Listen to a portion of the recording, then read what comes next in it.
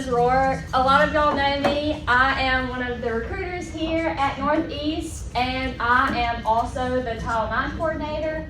I stepped into this role when Beth left, so I can still say I'm new.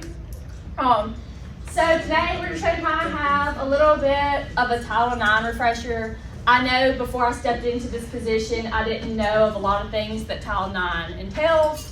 I know usually when you automatically think of Title IX, you think about sports related, but there's a lot of different other aspects it goes into as well. So this is just a brief definition of what Title IX is. Title IX is a federal civil rights law in the United States of America that was passed as part of the Education Amendments of 1972. It prohibits sex-based discrimination in any school or other educational program that receives funding by the federal government. Now, I looked at that definition, and I'm gonna be honest with y'all, that went like right over my head. So I have these handouts. You're able to grab one. I'll have some up at the front if you want one. This is Know Your 9. So this is 9 easy steps you can take to kind of realize like what Title IX is and what enclosed in that. So I'm gonna read these with you. So number 1 is Title IX is a civil right that prohibits sex discrimination in education. So that means we have to have equal opportunity, space for everyone, no matter what their sex or sexual orientation is. Number 2, Title IX applies to all students regarding their gender identity.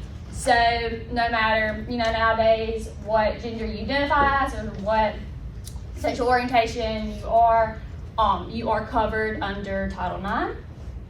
Number 3, schools may not retaliate against someone filing a complaint and must keep complainants safe from other retaliatory harassments. So what that means is, if I get a complaint, I can't go bully somebody about their complaint. I have to keep it confidential and protect those students from the complaints that we have and take every account seriously. Number 4, schools should ensure that no student has to share campus spaces such as dorms, classes, and workspaces with their abuser. A lot of times we see this in an example when a student has an allegation against another student. One of the first things we do is we look at both their schedules, make sure they don't have any classes together. If we do, we work with the teachers, kind of move them about in different classes. If there's a situation involving the dorms, we move them into separate dorms. We work around just so they can feel confidently safe and feel like we care about them and they're protected, so we go about that to make sure they don't have to see their abuser. Number 5, schools can issue no contact directives to prevent accused students from being approached or interacted with you. So that way, if there's someone that has made an accusation against somebody and it's the case we're working on, we can set up spaces where they don't have to come into contact with each other. Number 6, schools must be proactive in ensuring your campus is free from sexual discrimination. Number 7, schools cannot discourage you from continuing your education. Number 8, all schools receiving federal funding, including public K-12 schools and the majority of colleges, are subject to Title IX. So since we are a federal funded college, we follow Title IX rules and we take everything seriously so that way we can keep our students safe. And number 9, schools must have an established procedure for handling complaints of sexual discrimination, harassment, or violence. And I will go into that in a little bit more into detail in a little bit, but that just means, we have procedures if there's a case to arise or if there's an issue to arise, how we can handle that fastly, handle that delicately, and handle that without causing any issues. So there are 3 main functions of Title IX on our campus. So the first main function is response to allegations of harassment, discrimination based on a person's sex, gender identity, sexual orientation, pregnancy, or parental status. So what that means is usually when I get information of a student that is having one of these issues, I reach out to them. For example, a teacher sent me an email of a student who had to miss a test due to relocating. I reached out to that student first off, made sure they were in a safe location, that they were safe. made sure that they had contacted their local police department to let them know what was going on so they could do a wellness check. And then I continued to follow up with that student just to continue to make sure they were being safe and making the right decisions and choices. 2, we implement and oversee the college's sexual harassment policy and grievances procedures. And then we coordinate the college's implementation of supportive issues. I know, like, if we have a case, a lot of times we'll involve Miss Leanne if it's mental health reasons, or we'll reach out to the student and make sure they are okay and taken care of. So the next thing is when to contact the Title IX office. So when seeking information or training about your rights and courses of action available to resolve reports and complaints that involve sexual discrimination or sexual harassment. So because I am a member of the Association of Title IX Directors, I'm given tons of resources and videos and links to get more information about how to have these discussions in your class or what to do when a problem arises. So if y'all ever want any of that, just let me know and I can send you that information and share those with you. I know there's lots of them I have watched and been involved in that have to do like with Title IX aspects on a college campus. And so if any of y'all would be interested in those, I can share them with you. Get assistance with filing a report of sexual discrimination or sexual harassment. So how the report working is when a student wants to file a report, they meet with me, either me or Chief Anderson. We'll sit down one-on-one with them, let them recall their story. I type it out, I have them sign it so they can say like that's actually what happened and that's what's going on. And then me and Chief Anderson and Ray Scott meet and discuss the situation and create a game plan of how best to affect the student and what procedures we need to take moving forward to make sure this student is safe and taken care of. To notify the college of an incident policy or procedure that may raise potential Title IX concerns. So for example, if a student reaches out to you with concerns they might have about a situation, or if they feel unsafe about a situation, or they feel they are being discriminated against because of their sexual orientation, let me know about that. Send me screenshots, send me any reports that you may have, so that way I can go forward and reach out to the student, see what the student's problems are, see how we can best help the student, and then get information about available resources and supportive measures. Again, through the Association of Title IX Directors, I'm given lots of resources outside that we can contact if a student has issues. And then if it's something mental health related, again, we have Miss Leanne, and we can send them to her for counseling and anything they might need. And then mandatory reporting. So this is something that we are seeing more and more of. I was in a conference over Christmas break, and it was really big on this. So mandatory reporting is all employees must report incidences of sexual harassment to the Title IX coordinator. This is a really big deal right now. So there was recently a case in Utah where a student reached out to someone working at the college saying, hey, like I am in an abusive relationship with my boyfriend. That email got left on read, and the person working at the college went on vacation. While the person was on vacation, the girlfriend's boyfriend shot her and killed her. So, just for emphasis on that, if there is an incident you hear about, it's very, very important that it is reported and it is taken care of, because you got to remember, like, there's lots of lives at stake. And so these things do need to be taken serious, and precautions need to be made just to ensure the safety and the well-being of all of our students. And then, so another thing that as teachers, y'all all have to have, so on all of our printed materials, we have to have our syllabus statement.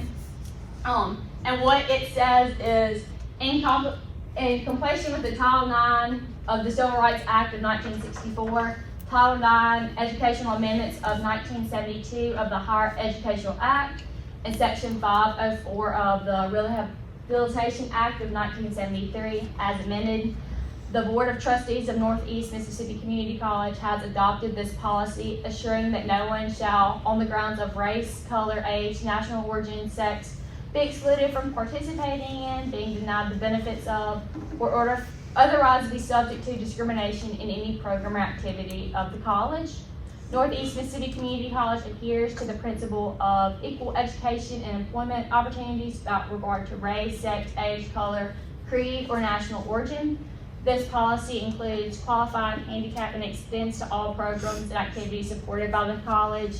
And then it has Ms. Leanne's information because she is the Section 504 coordinator, and then it has my information as well.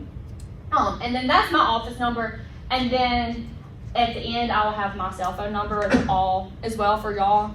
If there's a case that is a very serious matter, first of all, if it's like dire need, call Chief Anderson. And then you are able to reach out to me. This is my office number, but the easiest way to reach out to me is my cell phone number. Most of y'all have it already. That way I can set up a meeting, get everything taken care of, and get stuff figured out. So we're about to have an activity.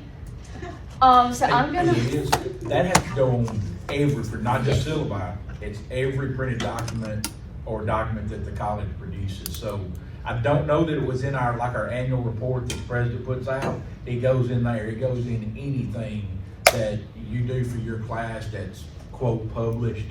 All of our recruiting material. For public use. Yes, all of our recruiting material has this. It's on our website everywhere. But again, if you need it, I can email this to you, and then you just copy and paste it. So we're gonna break y'all into groups, and what I'm gonna do is y'all want to divide into 4 groups. I am going to give you a scenario of a Title IX case. So you're going to discuss with your group your plan of action, and then we're going to share with the group what you would do.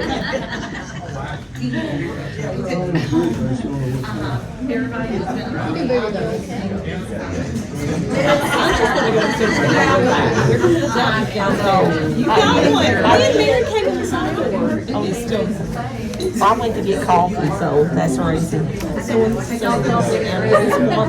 Give me a American. And I'll make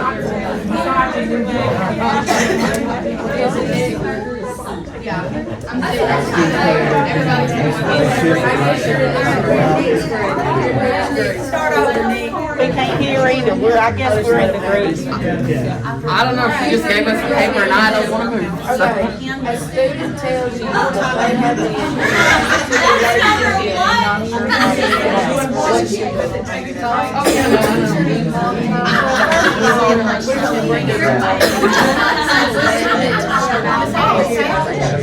we just had this happen. It happens You're our spokesperson then. We can't even hear.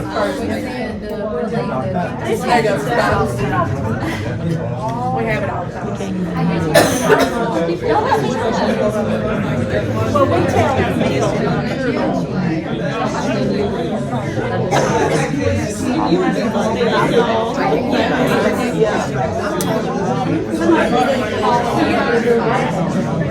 we don't even have to think about it.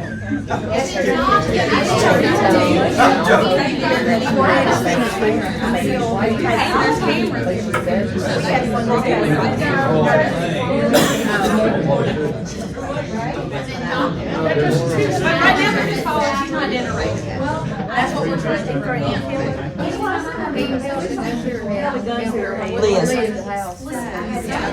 So just a verification while I'm on ball. Yes. Well, she is. So if something like that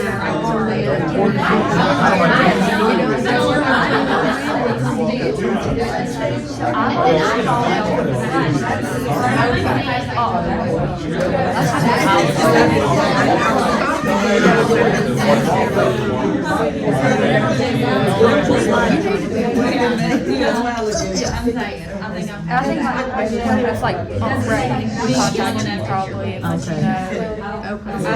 I've been doing it I'm still learning. I just stepped in. Yeah. Or even like you email it down.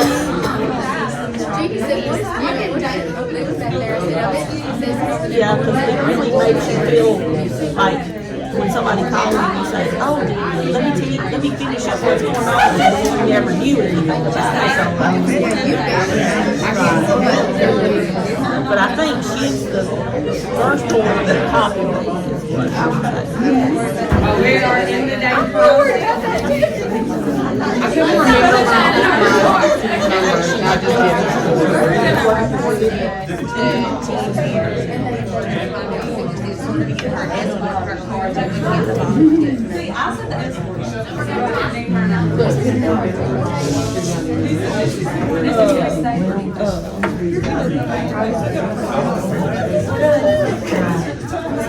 Hey, nobody knows your GPA now, do they? Both got degrees from both sitting here, so. I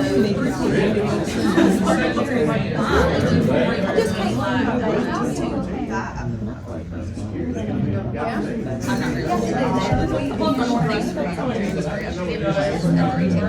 I show it to students all the time. You have to do enough to get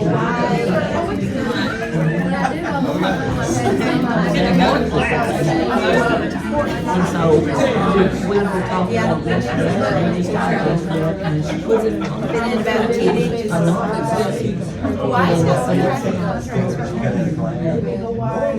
Okay, so I think we're gonna discuss now, so I'm gonna have every group kind of just read out what their scenario was, and then read out what they would do. Y'all go first?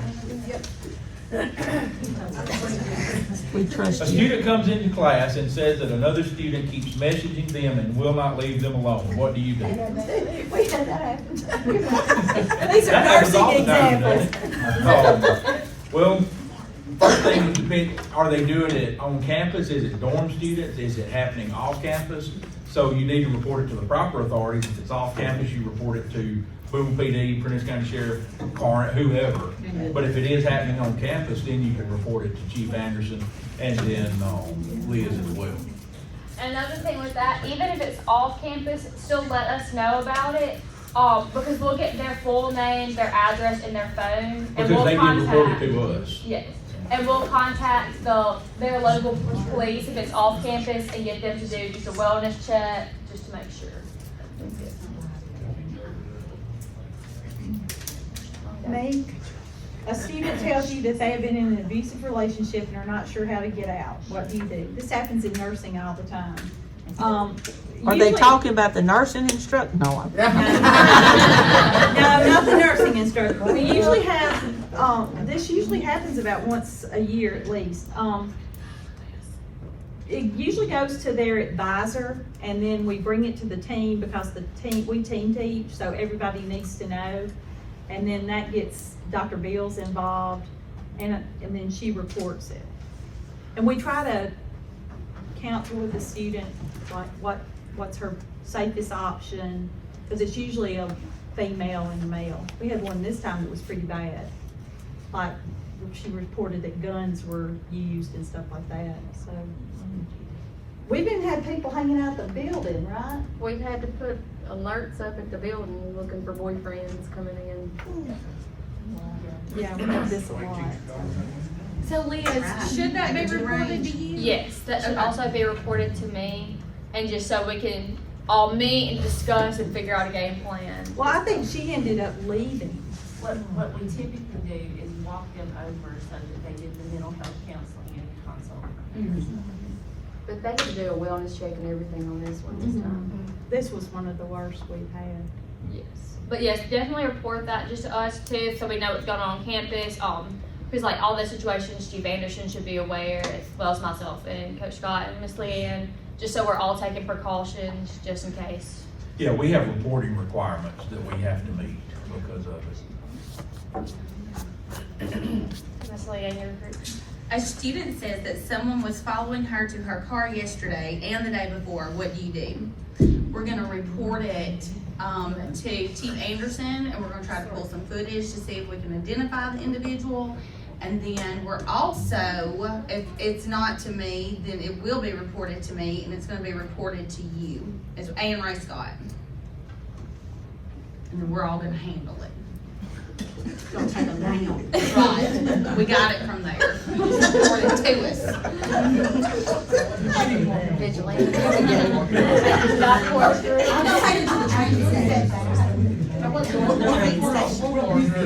Yeah, for all the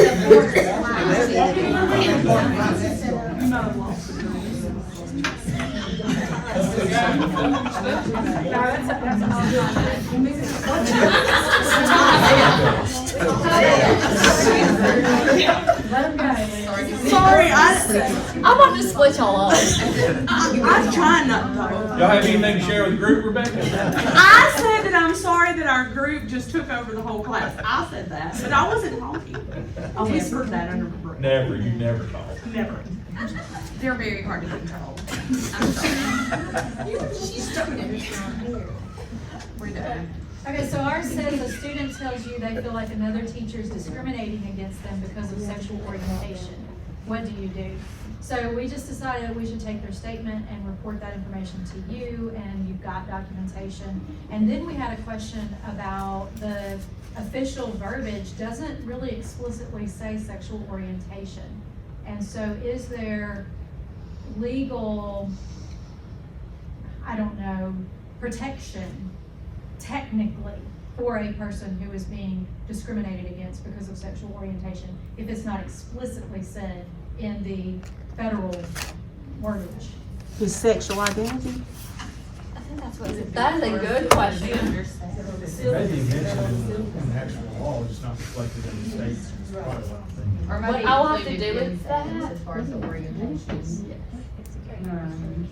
I've just had people who have talked to me before about like getting a job and the word, and this was years ago, but they said the wordage did not explicitly say, so they said, they say they will protect you and they won't discriminate, that's said, but what's, legally listed, it wasn't literally, technically covered. What I will have to do with that is I'm gonna go back and look more closely, and then I will bring that to my Title IX committee and we will discuss that as a whole. But that was a great question that I have not even thought about, so we will work on that. That was my group. That was good, y'all did good. So again, this is my information if you need anything, and then that is my office number, but if it is an emergency, the best way to contact me is my cell phone number. I'm usually not in my office, so if you text me, that'd be great. Just don't get my number out to students, but y'all know I have it. But again, this time it's open. Do y'all have any questions about anything? I'm still learning, but if I can answer, I will answer. When you were reading, from the pamphlet, number 7, if you don't mind reading that again, maybe I misunderstood, but. So it says schools cannot discourage you from continuing your education. You would think that that would not be an issue anymore.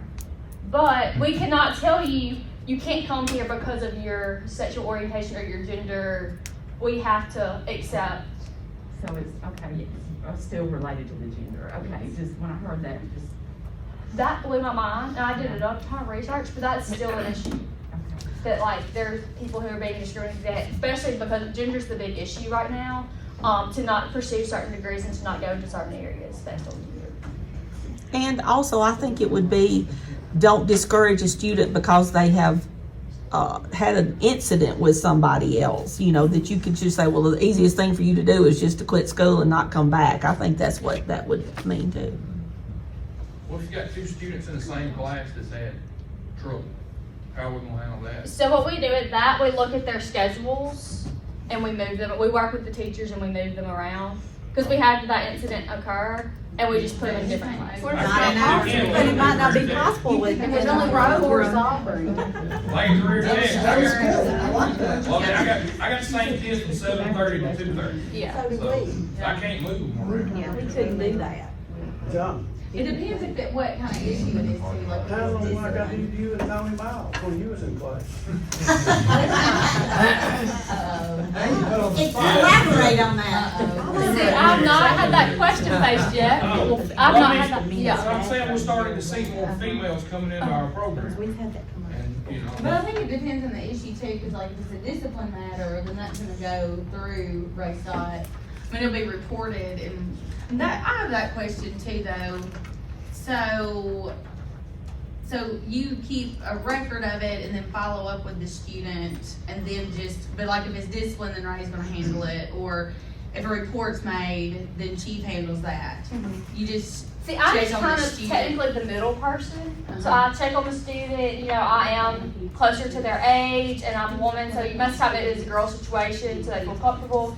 I take down their statement, I take down what's going on, and I move it higher up. That's what I'm worried about, is sometimes we get boyfriend and girlfriends come the same class. So something winds up happening. Yeah, I mean, something winds up happening, and then you got a sexual, whatever case here, and they both in the same class from 7:30 to 2:30. But yet now one's got a restraining order against the other one. What would we do? That's a What was it? That's a good one. I mean, they would have to. Well, if it's bad enough and they break school discipline policy, the one, not the accuser, but the other one could be disciplined and kicked out of school. Well, I mean, if we This do- is only protection for the accuser or the abused, not the abuser. But if they're abused at home, I mean, that wouldn't be a policy here though, right? I mean,